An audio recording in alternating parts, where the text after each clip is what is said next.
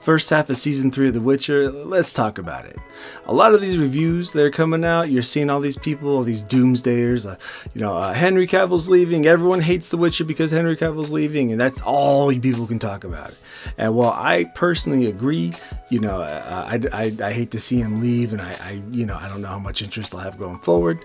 I feel like you got to take this season on its own without thinking about what happens in the future. I feel like that's just kind of a waste of time thinking about that stuff. And so I just kind of wanted to say something because I feel like there's been too much of that. And honestly, overall, it's fine. It's not the best. It's not the worst. Obviously, it's one of those things. It's like everything else. There's a lot of missed potential there. They have some awesome castings. They got some misses too. Don't get me wrong. I think that one of my biggest problems with the whole thing is the pacing is weird. The first episode was actually pretty good. Overall, I liked them establishing relationships and everything like that. The family dynamic, which is what they should have done before that whole betrayal thing in the last season.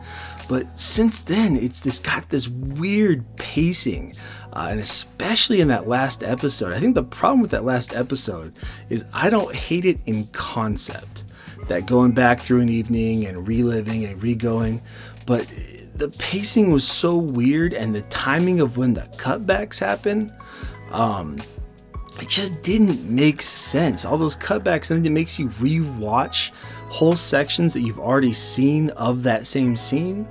It was so boring. It's like these writers got together and just they're